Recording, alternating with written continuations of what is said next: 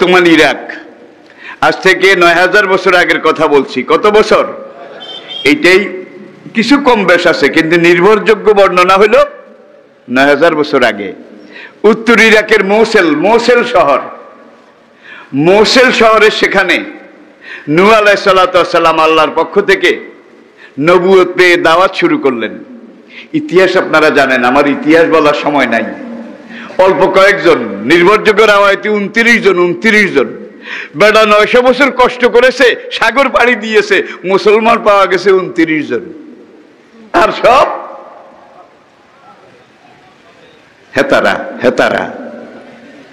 এখন তারা পরামর্শ করলো যে নূহ যেইভাবে ডাক দেয় আমাদের সাথে মিলে না, আমাদের ব্যবস্থার সাথেও মিলে না। আমরা বলি এইভাবে, নূহ বলে ওইভাবে। দেশের কিছু মানুষকে নূহ এইভাবে ভুল বুঝিয়ে বেঈমান করে ফেলেছে। নূহ বেঈমান করছে,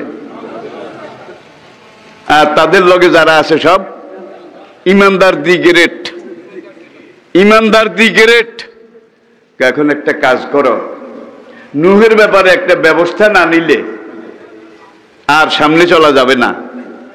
তারা মিটিং শুরু করেছে কিভাবে নূহকে শেষ করা যায়, উৎখাত করা যায়। আল্লাহকে ওয়াহাইনা ইলা নূহিন, এই সময় আমি নূহের কাছে ওহী পাঠালাম, আনিসনাইল ফুলকা বেওহিনা বেআয়ুনিনা। হে নূহ, আমি যেইভাবে বলি আর আমি যেইভাবে পরিকল্পনা দেই সেইভাবে তুমি একটা নৌকা তৈরি করো। করেছিল কিনা? নূহ নিজে ছিলেন ফোরম্যান, আর 29 জন তারা কাঠমিস্ত্রি, প্যারাক মিস্ত্রি, আর জিবরাইল নিজে এটার সাবকন্ডাক্ট। বিশাল নৌকা তৈরি করা হয়েছে।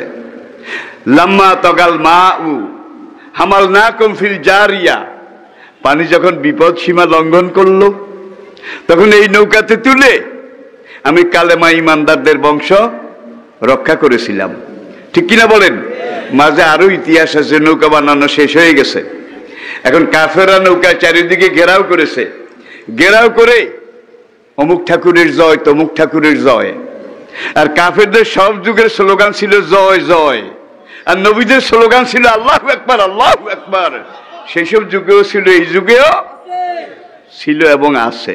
ঠিক কিনা বলেন? এখন নেতারা বলল এক কাজ কর বেচারা, এতদিন বলছি নূহ রাজুলুম মাজনুন, পাগল, আপার চেম্বার খারাপ। এইবার যে নূহ এতদিন নরম পাগল ছিল, এখন বোঝা যায় গরম পাগল। এই যে ইরাক মরু আরবের অংশ, ভয়াবহ মরুভূমি, পানির কোনো নাম নিশানা নাই। এই পাগলায় এত বড় জাহাজ কোন পানিতে চালাবে? ওই যে রায়পুর আলিয়া মাদ্রাসায় পড়তাম, সেখান থেকে লক্ষ্মীপুরের দিকে যাইতে একটা জায়গা আছে, ল্যাংটা মিয়ার দরগা। এক পাগলা ছিল দিগম্বর, ল্যাংটা আর কি, আমরা দেখি নাই, আমাদের আগে যারা তারা দেখেছে। ল্যাংটা মেয়ে একদিন উলঙ্গ অবস্থায় কোনখান থেকে হারল একটা নিয়ে আসছে। হারল চিনেন? ওই যে মাছ, সে বড়ই গেছে একটা রাগায় উডি হারল হাতে। মানুষ চারিদিকে পাগলার অবস্থা চা, মানুষ হারল পাতে, পানিতে, খালে, স্রোতে, আর পাগলায় কয় তোরা বেশি আসিস না, এখানেও মাছ বাঁচতে পারে। 2 দিন পরে ওই যে ডাকাতিয়া নদী ভূগোলে দেখেছেন আপনারা, সে বঙ্গোপসাগর মেঘনা থেকে এমন পানির জলোচ্ছ্বাস হলো বড়ই গাছের উপর দিয়া পানি নেমে যাওয়ার পরে দেখা যায় বড় বড় চিংড়ি মাছ আর বাইলা। হারল একেবারে হুরা। আল্লাহ পারে নাকি পারে না? আমরা এটাকে ওই পাগলার একটা কেরামতি হিসাবেও মেনে নিতে পারি। ঠিক কিনা বলেন? এখন কাফেররা বলে নূহ আস্ত পাগল, পানি টানির কোনো নাম নিশানা নেই, এত বড় জাহাজ বানাইছে। তলি আর ডালি এর ব্যবধান ছিল 60 হাত, আর নৌকার লম্বায় ছিল 120 হাত।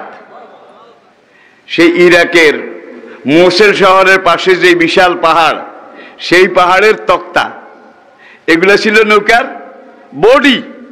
আর পাহাড়ের ওই যে লতা, পাহাড়ে এক ধরনের লতা জন্মে, এই লতাগুলো ছিল তক্তার জোড়া। গাঁথনি, পানি আসতেছে আসতেছে। ইতিহাস অনেক লম্বা। যখন এইভাবে পানি আসলো, আল্লাহ বললেন লাম্মা তাগাল মাউ হামালনাকুম ফিল জারিয়া, সব উঠলো, নবী নূহ উঠলেন। আল্লাহর কুদরতে পানি বাড়ে বাড়ে আরো বাড়ে। ছেলে হাম সাম ইয়াফেস, আই রিপিট, 3 ছেলে, হাম সাম ইয়াফেস, তৃতীয় ছেলে ইয়াফেস। তাফসীরকাররা হিসাব করে বের করেছে এই মিডল ইস্ট থেকে শুরু করে একেবারে সিঙ্গাপুর পর্যন্ত এই এলাকায় যারা বাস করে এরা ইয়াফেসের সন্তান, নূহের তৃতীয় ছেলের বংশধর। অন্য ছেলের বংশধররা দুনিয়ার অন্যান্য জায়গায়। এই জন্য নূহকে বলা হয় আদমে সানি, দ্বিতীয় আদম, যার থেকে আবার মানব বংশ। ছোট ছেলে কেনান, এ ছিল ওই হারামজাদাদের গ্রুপে। হারামজাদা ছিলেন যারা এসে নূহের নৌকা হয়ে গেছে, এটাও আপনারা জানেন। 1 মাস পর্যন্ত হয়ে গেছে। দেশি যারা তারা আগছে, এবার বিদেশে দাওয়াত দিছে, এবার আন্তর্জাতিক প্যাসেঞ্জাররাও আসছে, তারা পাবলিসিটি করে দিয়েছে পাগলার নৌকায় যে একবার তাস্তি করতে পারবে তার জীবনের সব গুনাহ মাফ হয়ে যাবে, তার আর কোনো রোগ বালাই হবে না। বাইরে ভাই লাইনে লাইন, মিছিল আর মিছিল। 30 দিনের নৌকা তলি আর দাদি সমান। নূহ সেখানে দাঁড়ায় দাঁড়ায় কান্দে, রব্বুল আলামিন তুমি বলেছো নৌকা বানাও, তোমার হুকুমে বানাইছি, সামনে কি আছে আমি জানি না, তুমি ভালো জানো। যেই আগা নৌকা আগছে 900 বছর দাওয়াতি কাজ করে দূরে আসলাম, এখন এই নৌকা তো আরো 900 বছরও সাফ করতে পারবো না। রব্বুল আলামিন আমার উপায়টা কি? আল্লাহ বলবেন ইয়া নূহ লা তাখাফ, নূহ ডরাইও না, নূহ ডরাইও না। ইতিহাস বলার সময় নাই। আল্লাহ এমন এক পরিবেশ সৃষ্টি করে দিল, সবাই নৌকে হাঁকলো। এক বুড়ি ছিল, সেই বুড়ি বয়স 170 বছর তখনকার, প্যারালাইসিস, লড়াচড়া করতে পারে না। বুড়ি এখন শুয়ে শুয়ে বলে আমার 100 ছেলে, সবগুলা ছেলে তীর্থে গেছে, নূহের নৌকায় তীর্থ করতে গেছে, আমি উঠতেও পারি না, যেতেও পারি না। নৌকায় হাগামানি তীর্থ, বুঝেন নাই? এই নৌকাটাই তাদের গয়া কাশী মথুরা বৃন্দাবন, গয়া কাশী মথুরা বৃন্দাবন। বুড়ি কয় তোরা যদি আমারে কান্দে করে নিয়ম ওই পাগলা নৌকা হজ না করাস, তোদের দুধের দাবি আমি মাফ করব না। দেখছেন কারবার। ছেলেরা আটকে গেছে কি করে, বাঁশের চাং বানাইলো, বাঁশের চাং। বুড়িরে চাঙ্গের উপরে শোয়াইয়া কান্দে কইরা নৌকার পাশে নিয়ে গেছে। এখন নৌকার দাদিতে উঠলে তো ভিতরে পায়খানা করা লাগবে, ওই জায়গায় না উঠলে কিন্তু নৌকার ভিতরে তীর্থ করা যাবে না। এখন কয় তোরা একটা সংজ্ঞা মই বানা। এর দূরে যখন আসলাম, তীর্থ না করে আমি ফিরে যাব না, যেইভাবে পারো সংজ্ঞা দিয়া উঠা। ছেলেরা সংজ্ঞা দিয়া উঠাইয়া 60 হাত উপরে নৌকার ডালির উপরে বসাইয়া বুড়ির পাছা নৌকার দিকে ঠিক করে দিয়েছে। এখন বুড়ি যত কোথায় তীর্থ হয় না। এক কোঁত দেয় ছেলেদের দিকে তাকায়, আরেক কোঁত দেয় ওই ছেলেদের দিকে তাকায়। আসলে কাফের হইল শরম তো একটা জিনিস আছে। ছেলেরা এখানে চারিদিকে দাঁড়িয়ে আছে, বুড়ি পড়ে টড়ে নাকি, আবার পড়লে কিন্তু আর খুঁজে পাওয়া যাবে না। এটা এক মহাসমুদ্র হয়ে গেছে, সমুদ্র নয় মহাসমুদ্র। এক ছেলে হাত ধরেছে, আরেক ছেলে এখানে ধরেছে, আরেক ছেলে এখানে ধরেছে, বুড়ি যেন কাঁপতেছে পড়ে না যায়। এখন তারটি আসে না। অনেকক্ষণ চেষ্টা করার পরে বুড়ি কয় না, হবে হবে লাগে, কিন্তু হচ্ছে না। যে কয় বাবা তোরা একটু সরে যা, তোরা না সরলে আমার তীর্থ হবে না। কয় মা তুমি যদি আবার পড়ে টরে যাও, কয় তোরা আমাকে নৌকার তক্তা ভালো করে ধরাইয়া দে, তারপরে বুড়ি তীর্থ করবে। ধরাইয়া দিয়া টিয়া কয় তোরা মই দিয়া নেমে যা, তোরা থাকলে আমার শরম লাগে। এই যুগের আধুনিকা মহিলাদের কিন্তু ওই বুড়ির শরমও নাই, ঠিক কিনা বলেন? বাজারে গেলে তরকারি দোকানে ঢুকা যায় না, মাছ দোকানে ঢুকা যায় না, সব জেন্টেল লেডিস। আপনাদের এলাকায় বোধহয় নাই। আছে আছে আছে ভাই, বোরকা যেটা পরে এইটাও টেডি। এটা পরার চাইতে না পরা ভালো ছিল। বোরকা পরার পরেও বোরকা এত রঙিন, এত চকমকে, এত টাইট ফিট, যে বোরকার উপর দিয়ে শরীরের উঁচু নিচু খাঁজ ভাঁজ এগুলা দেখা না গেলেও বোঝা যায়, ঠিক কিনা বলেন? এগুলা বোধহয় বোরকা হয়েছে, বলেন। এটাকে আরবিতে আরেক জায়গায় বলা হয়েছে জিলবাব। জিলবাব, জালাবিবি হিন্না, কোরআন ব্যবহার করেছে জালাবিবি হিন্না, তোমাদের জিলবাব। আর মারমাডি পিস্তাল, যিনি কোরআনের ভুল ধরতে গিয়ে নিজে এর মধ্যে পড়ে গেছে, মুসলমান হইয়া গেছে।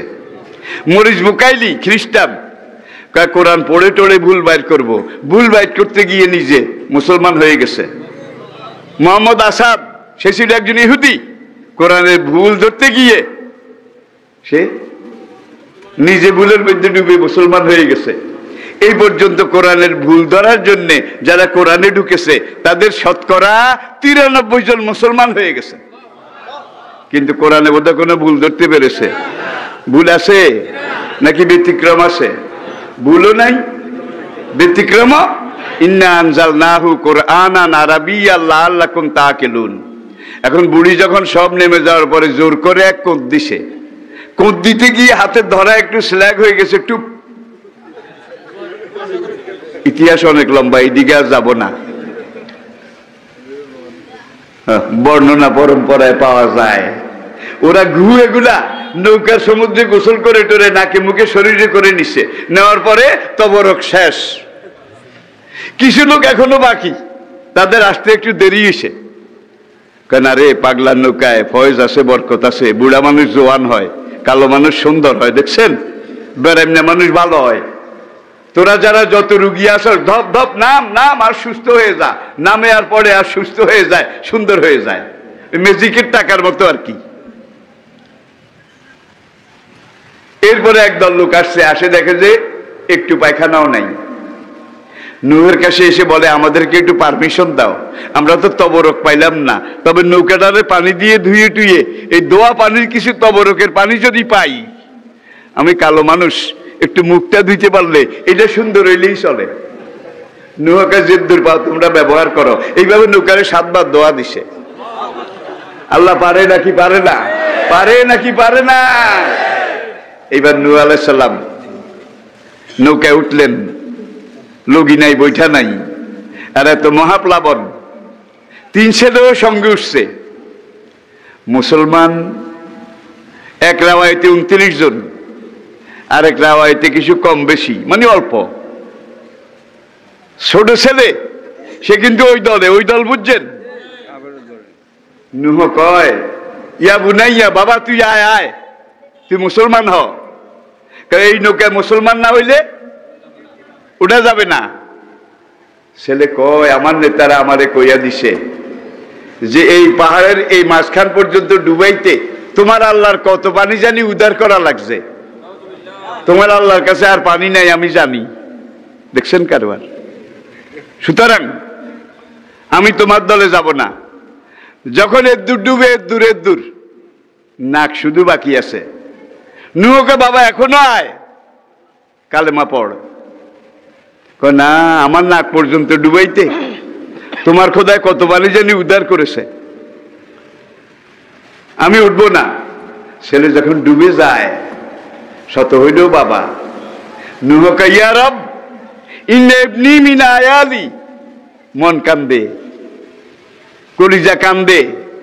শত হইল আমার ছেলে কেনান, নাম কি? কেনান। আল্লাহ নৌকায় তোলার পারমিশন দাও। এরপরে মাইরা পিঠা সাইজ করিয়া যেভাবে পারি ইসলামের পক্ষে লাইনে নিয়ে আসবো। ইন্না ইবনি মিন আয়ালি, আমার রক্ত, আল্লাহ পারমিশন দাও। আল্লাহ ধমক দিয়ে বলে, ইন্নাহু লাইসা মিন আহলিক, এই ছেলে তোমার আহাল নয়। মনে বুঝে না, আল্লাহ আমার আহাল, তুমি উঠাবার পারমিশন দাও। আল্লাহকে আরেকবার যদি এটারে তোমার আহাল বলো, নবুয়তের লিস্ট থেকে তোমার নামটাও কেটে দেব। এই হালা এখানে ডুবছে।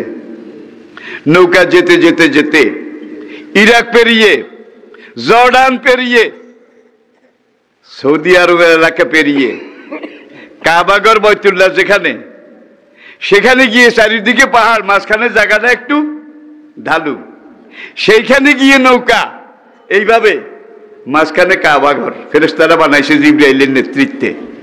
তুফানের পরে নূহ আলাইহিস সালাম আরেকবার বানাইছে, এটি হলো বেনায়ে সানি। এই পর্যন্ত কাবাঘর কিন্তু 10 বার বানানো হয়েছে। বুখারী শরীফে কাম্মারাতান বুনিয়াতিল কাবা, এই পর্যন্ত কাবা কতবার নির্মাণ পুনর্নির্মাণ করা হয়েছে? 10 বার। আর নূহেরটা হইল দ্বিতীয়।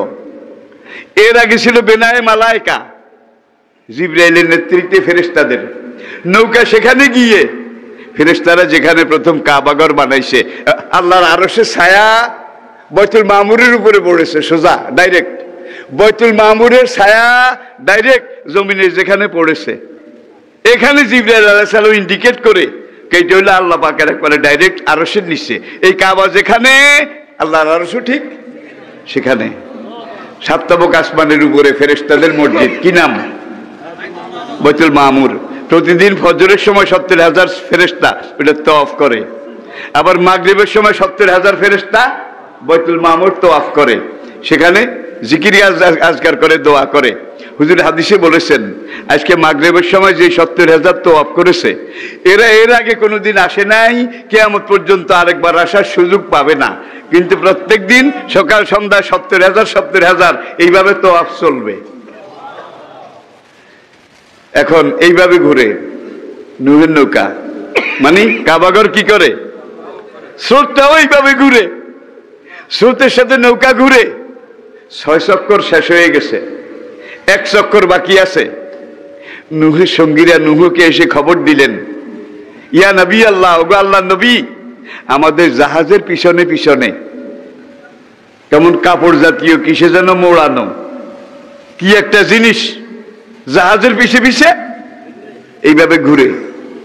জিনিসটা কি বুঝতে পারলাম না। একটু আবার পিছনে যান, আদম আলাইহিস সালামের ইন্তেকাল মক্কাতে হয়েছিল। ছেলে পেলে তারা কাবাঘরের দক্ষিণ পূর্ব দিকে একটা পাহাড় আছে, জাবালে আবু কুবাইস, যেখানে এখন বাদশার একটা বাড়িও। এই জাবালে আবু কুবাইসের এখানে ডালে নিচে, এখানে একটা গুহার মধ্যে ইট পাথর দিয়ে বাবা আদমকে দাফন করেছিলেন। আর নূহ আলাইহিস সালামের তুফান কিন্তু বিশ্বব্যাপী হয়েছিল। একটা হইল প্লাবন, আর একটা হইল মহাপ্লাবন। নূহেরটা প্লাবন না মহাপ্লাবন। একটা হইল যুদ্ধ 2 দেশে, আর একটা বিশ্বযুদ্ধ, মহাযুদ্ধ, মানে সারা বিশ্ব এটাতে জড়িয়ে গেছে। এই নূহ আলাইহিস সালামের প্লাবনকে অধিকাংশ তাফসীরকারক বলেছেন এটা মহাপ্লাবন ছিল। এখন পানির তোড়ে পানি এইভাবে বাড়ে আর ঘুরে, স্রোত ওই যে গুহার মধ্যে দাফন করেছিল, এখানে পানির স্রোতের তোড়ে গিয়ে ওই মাটি পাথর যেগুলো উপরে আসিল, এগুলোকে সরায় নেওয়ার পরে নূহ আলাইহিস সালামের লাশ মোবারক সেখান থেকে বের হয়ে গেছে। আদম আলাইহিস সালামের লাশ মোবারক সেখান থেকে বের হয়ে গেছে। বের হয়ে ওই কাফন, নবীদের কাফন, শহীদদের কাফন কিন্তু পচে না, পুরানো হয় না, ঠিক কিনা বলেন? এখন ওই নৌকার পিছে পিছে শিষ্যরা এসে বললেন, ওগো আল্লাহর নবী, আমাদের জাহাজের পিছনে পিছনে মানুষের লাশের মতো লাগে, কেমন লতা পাতায় জড়ানো, কাপড়ে জড়ানো, চামড়ায় জড়ানো একটা লাশের মতো লাগে। আমরা যতবার ঘুরি এটাও পিছে পিছে ঘুরে। নূহ আলাইহিস সালাম জাহাজের পিছনে গেলেন দেখার জন্যে। ফাওহাল্লাহু ইলা নূহ, সঙ্গে সঙ্গে আল্লাহ নূহকে নোটিশ পাঠালেন, ইয়া নূহ হাযা আবুকা আদম সফিউল্লাহ ফাখুযহু ফিল ফুলকে।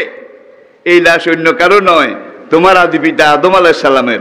লাশটা তাড়াতাড়ি জাহাজে তোলো।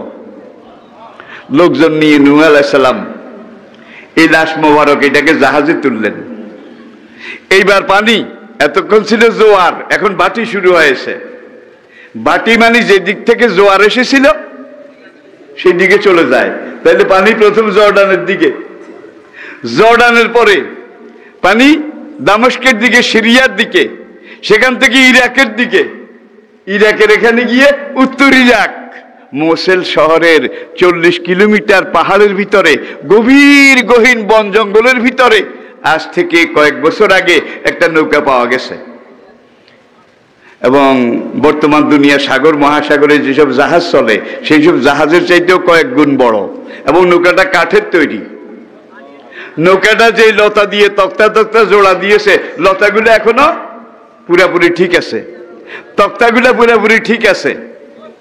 আর কোরআন বলছে ফাস্তাও আলা জুদি, জুদি পাহাড়ে এসে নৌকা ঠেক লেগেছে। এর দূর আমরা কোরআনে আসলাম। কিছু কথা আবার তাফসিরের থেকেও আমি বললাম। এই মোসেল শহরের এখানে এনে শহরের পাদদেশে নূহ আলাইহিস সালাম ইন্তেকালের আগে বলছেন আমাকে এখানে দাফন করবে পাহাড়ের ডালে, যেখানে বাবা আদমকে এনে দাফন করেছিলাম। এই দুই আদমের কবর ইরাকে। বড় পীর আব্দুল কাদের জিলানী থেকে শুরু করে বহু আইম্মা মুফাসসির মুজাহিদের কবর ইরাকে, ঠিক কিনা বলেন? আর এই ইরাকের এত বানান বানাইলো, এত মারণ মারলো, ঠিক কিনা? ইরাকের মতো মায়ের অন্য কোনো মুসলমান দেশ কিন্তু এ পর্যন্ত খায় নাই। সেকেন্ড আফগানিস্তান, থার্ড আজকে তুরস্ক। তুরস্ক একটা বিল্ডিংও গোটা নাই, সব মেসাকার। আর হুজুর হাদিসে বলেছেন ইমাম মাহাদির নেতৃত্বে মুসলমানরা যখন কাবাঘর তোয়াফ করে এখান থেকে মিছিল নিয়ে যখন সিরিয়া পার হয়ে জর্ডানের দিকে যাবে, জর্ডান পার হয়ে ইমাম মাহাদি যখন ইসরায়েলের দিকে যাবে, তখন মুসলমানরা ওই ইমাম মাহাদির শাগরিদেরা নারায়ে তাকবীর আল্লাহু আকবার স্লোগান দেবে। আর সে আল্লাহু আকবরের এত তেজ হবে, এত ধার হবে, রাস্তার দুই পাশে যত দেওয়াল, যত ভাঙ্গা আধা ভাঙ্গা দালান কোঠা সব খান খান খান খান করে পড়ে গিয়ে মাটির সাথে মিশে যাবে। হুজুর বলছে সিরিয়ার ভাঙ্গা দালান টালান এগুলা ভেঙে পড়বে। সিরিয়ার দালান কিন্তু ভেঙে গেছে, এই ভাঙ্গা দালান এগুলা আবার ভাঙবে কে আসলে? আর আল্লাহু আকবারের এত তোড় হবে। হাসরের ময়দানে একদল লোককে বিচার মাত্র শুরু হবে, এখনো শুরু হয় নাই। এই সময় আল্লাহর নির্দেশে আল্লাহর ফেরেশতারা নূরে শামিয়ানা মাথায় দেওয়ায় জান্নাতের দিকে অগ্রিম নিয়ে যাবে। অগ্রিম বিচার টিচার কিন্তু হয় নাই। আল্লাহ বলছে এই এই এই এই এই নাম তালিকা, এদেরকে আগে বেহেশতে নিয়ে যাও। ফেরেশতারা নেয় আর স্লোগান দেয় সালামুন আলাইকুম তিবতুম ফাদখুলুহা খালিদিন। You are the honorable royal guest of Almighty Allah. Your honor please, your excellency please, we welcome you. ফেরেশতারা গার্ড অফ অনার দিতে দিতে বেহেশতের দিকে নিয়ে যাবে। বনি ইসরাইলের নবী রাসূল তারা বলবে ইয়া রব্বে মান হাউলা, রব্বুল আলামিন এরা কারা? এখনো বিচার হয় নাই, কোর্ট পুটাপো হয় নাই, বিচারের আগে অগ্রিম নূরের টুপি মাথায় দিয়ে, নূরের শামিয়ানা মাথায় দিয়ে জান্নাতের দিকে নিয়ে যাওয়া হচ্ছে। এরা কারা? আমহুমুল আম্বিয়া, এরা কি কোন যুগের নবী? আল্লাহ বলবেন লা ওয়াল্লাহি, না এরা কোন নবী না। আমহুমুশ শুহাদা, এরা কি কোন শহীদ? আল্লাহ বলবেন না, শহীদও না। আমহুমুস সুলাহা, এরা প্রত্যেক যুগের ওলি আল্লাহ, আল্লাহর ওলি? আল্লাহ বলেন তাও না। ফেরেশতারা বলবে তাইলে নবীদের আগে সবার আগে এইভাবে বেহেশতে চলে যাচ্ছে। আল্লাহ বলবেন হাউলাইল মুকাব্বিরিন ফিদ দুনিয়া, এরা দুনিয়ার ওই সমস্ত আমার বান্দা নবীর উম্মত যারা আল্লাহু আকবারের পাগল ছিল। সকাল বিকাল সন্ধ্যা ওদের শুধু একটাই আওয়াজ ছিল আল্লাহু আকবার, আল্লাহু আকবার, আল্লাহু আকবার। এরা দুনিয়াতে আল্লাহু আকবারের পাগল ছিল, যার জন্য আজকে দুনিয়ার বাতিল শক্তি আল্লাহু আকবারকে বন্ধ করার জন্য কত ষড়যন্ত্র। আমাদের দেশে নাই হয়তো, কত ষড়যন্ত্র। কই ডাকো খবরদার আল্লাহু আকবার। আর কাফের বেঈমানরা যুগে যুগে স্বীকার করেছে যে গোলা বারুদ, মিসাইল ক্ষেপণাস্ত্র, ট্যাঙ্ক কামান সব কিছুর মোকাবিলা করে এগিয়ে যাওয়ার ক্ষমতা সাহস আমাদের আছে। কিন্তু মুসলমান ইমানের বলে বলিয়ান হয়ে একবার যদি আল্লাহু আকবারের স্লোগান দেয়, আমাদের হাত অবশ হয়ে যায়, আমাদের বন্দুকটা হাত থেকে পড়ে যায়, তলপেটে কামড় শুরু করে, আমরা বাথরুমে গিয়ে বসে বসে কোঁতাই, যেমন আমশার কামড় শুরু হয়ে গেছে। ঠিক কিনা বলেন? এই জন্য আপনাদের আল্লাহু আকবার কেড়ে নেওয়ার জন্য ষড়যন্ত্র বোধহয় হচ্ছে না। জোরে কোন হচ্ছে না বোধহয়? কি তাইলে যত নিরুৎসাহ করা হবে আল্লাহু আকবারের স্লোগান কমবে না বাড়বে? কমবে না বাড়বে? কমবে না বাড়বে? আল্লাহু আকবার, সবাই বলেন আল্লাহু আকবার। ইমাম মাহাদিও এই স্লোগান দেবেন, ঈসা আলাইহিস সালাম এসেও আল্লাহু আকবার এই স্লোগান দেবেন দাজ্জালকে হত্যা করা পর্যন্ত। সেই ইতিহাসের দিকে তো যাওয়ার সময় আমাদের নাই।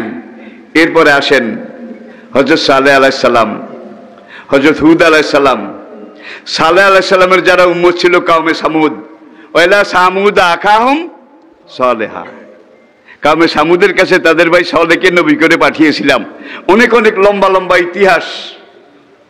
কওমে সামুদের বাড়িঘর জর্ডানের দক্ষিণ এলাকা, সৌদি আরবের উত্তর এলাকা, যে জায়গাটার নাম পেতরা, পেতরা, আর তাফসিরে বেতরা, বেতরা। এই জায়গাটায় এই পাথর কেটে কেটে তারা যে বাড়িঘর করেছে, বাড়িঘরগুলো এখনো আছে একবার ঠিক সেইভাবে, মনে হয় যেন গতকাল লীলা বানাইছে। অতান হেতুনাল জিবালা বুয়ুতা সামুদ আল্লাযিনা জাবুস সখরা বিলওয়াদ। কিভাবে আল্লাহ কোরআনে কোট করেছে, কওমে সামুদের বাড়িঘর আছে। তারা যখন গাদ্দারি করেছিল, ওয়াম্মা সামুদা ফাউলিকু বিত্তাগিয়া, আল্লাহর উটনিকে যখন পাও কেটে শহীদ করে দিল, দেওয়ার পরে তাদের উপরে গজব। 3 দিন সালেহ আলাইহিস সালাম সময় দিয়ে লোকদেরকে, নিজের লোকদেরকে নিয়ে পাহাড়ে আশ্রয় নিলেন। এক খণ্ড মেঘ আসলো, মেঘ, আর এমন খরা এমন রৌদ্র। সূর্য যখন 8টা বেজেছে তখন গাছপালা সব জ্বলে গেছে। 12টা যখন বেজেছে সব কিছু ছাই হয়ে গেছে। আর বুড়া মানুষ আর বাচ্চা এরা 12টার আগে মারা গেছে। এখন মধ্যম বয়সের মস্তানগুলা শুধু আছে। মস্তান বুঝেন? Cadre, cadre. সাল্লাল্লাহু আলাইহি ওয়াসাল্লামের বিরুদ্ধে ক্যাডারগিরি করেছিল, হ্যাঁ, এগুলার আল্লাহ রাখছে। এইবার রাখার পরে আকাশে মেঘ আসলো, 3টা মেঘ, একটা সাদা, একটা লাল, আর একটা কালো।